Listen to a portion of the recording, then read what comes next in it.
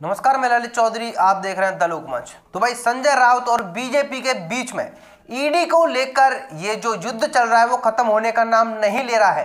संजय राउत की एक और प्रेस कॉन्फ्रेंस हुई जहां पर बीजेपी को लेकर उन्होंने बहुत सारी बातें कही हैं जो कि आगे मैं वीडियो में आपको बताने वाला हूं। लेकिन दरअसल ये पूरा मामला क्या है वो मैं आपको बता देता हूं, इन डिटेल समझा देता हूं ताकि आप लोगों की समझ में आ जाए कि ये ट्विटर वार और जो प्रेस कॉन्फ्रेंस का वार चल रहा है दोनों तरफ से, ये क्यों चल रहा है। दरअसल संजय राउत की बीवी वर्षा राउत को ईडी ने समन जारी किए हैं, 2-3 समन भेजे हैं पूछताछ के लिए। क्यों भेजे हैं पहले आप वो समझ लीजिए।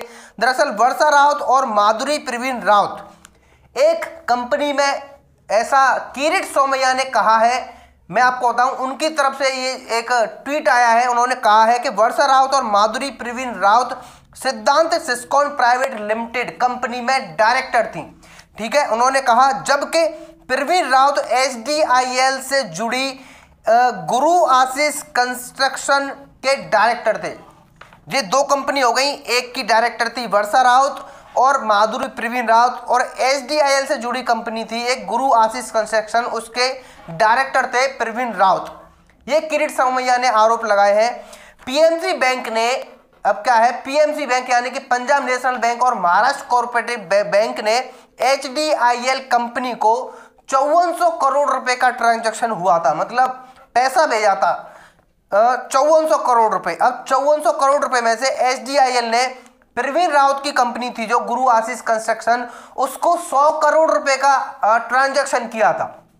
किरीट सोमैया कहते हैं कि SDIL ने प्रवीण राउत की कंपनी को 100 करोड़ रुपए भेजे जबकि वो पैसा PNC बैंक का था। तो उन्होंने कहा है कि संजय राउत की फैमिली और प्रवीण राउत की फैमिली पार्टनर है, तो कहीं ना कहीं ये पैसा संजय राउत की फैमिली को भी भेजा गया है। तो ये आरोपों के चलते ये वार चल रहा है कि SDIL कंपनी ने जो फ्रॉड किया है PNC बैंक के साथ में, उसमें कहीं ना कहीं संजय राउत की फैमिली भी शामिल है। अब क्या है, संजय राउत ने अपने बयान में क्या कहा, प्रेस कॉन्फ्रेंस में उन्होंने कहा है कि भारतीय जनता पार्टी ऐसे बड़े बड़े सुरमा बैठे हैं, अगर मैं उनके परिवार तक पहुंचा तो आपको देश छोड़कर भागना पड़ेगा। ये आपको बताता हूँ, नीरव मोदी और विजय माल्या के साथ भारतीय जनता पार्टी की पूरी फलटन खड़ी हो जाएगी लंदन और ब्रिटेन में। तो जैसा कि आपने सुना, संजय राउत कह रहे हैं कि ये बीजेपी करवा रही है, ईडी के जरिए फैमिली को टारगेट किया जा रहा है।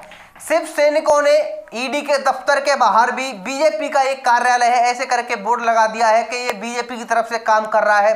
वहीं संजय राउत ने खुले शब्दों में कह दिया है, आ देखें जरा किसमें कितना है दम, जम के रखना कदम मेरे साथिया। उन्होंने ट्वीट करके ओपनली कहा है और ये भी कहा है कि 121 नाम बीजेपी के लोगों के मेरे पास हैं। किरीट सोमैया को टैग करते हुए संजय राउत ने कहा कि अब तो मिनी लोटस भी खिलने लगे हैं। तो वो किरीट सोमैया के लिए संजय राउत ने कहा था। तो फिलहाल बात कुछ ऐसी है कि ईडी अपनी कार्रवाई कर रही है, लेकिन यहां पर बीजेपी और संजय राउत यानी कि शिवसेना में बहुत ज्यादा ठन चुकी है।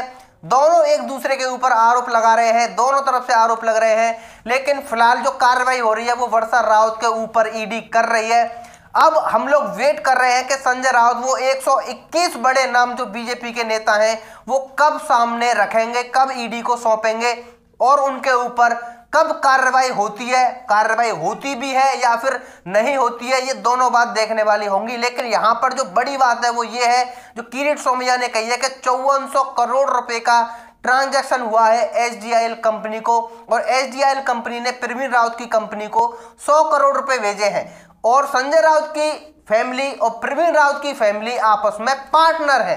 तो ये है पूरा मामला अभी तक जो मुझे समझ में आया है, जिसके पीछे ये वाद विवाद चल रहा है। तो भाई दोनों तरफ से धमकियां मिल रही हैं, खुली धमकियां हैं, ओपनली ट्विटर पर प्रेस कॉन्फ्रेंस करके दी जा रही हैं। तो फिलहाल के लिए वीडियो में इतना ही, मिलते हैं आपसे एक और नई वीडियो में नई इंफॉर्मेशन के साथ। धन्यवाद।